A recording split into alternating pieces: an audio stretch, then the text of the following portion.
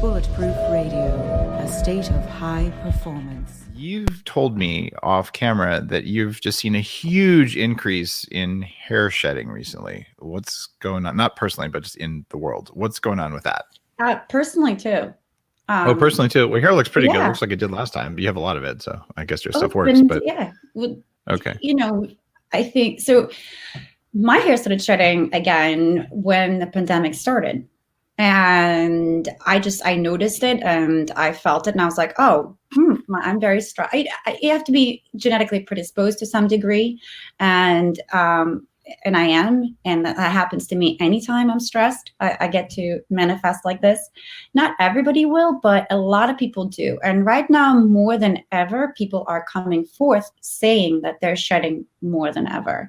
Now, the reason that this statistic, it's not just something that I made up in my head. I noticed myself and I felt like that was going to come, but now we're hearing that from our doctors. So I speak to a lot of dermatologists who treat people, and what they're seeing is a humongous rise in something called telogen effluvium. Okay. I can explain more about that. Yeah, explain it. We talked about it last time, but some people didn't hear that episode. So define it for people. It sounds pretty fancy.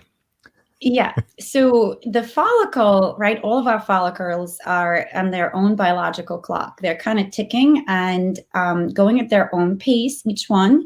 And they're going from the growth phase, which is called anagen, to the regression phase, catagen, to the resting phase, telogen, after which they're just slated to kind of fall out. So at some point, they're just there resting.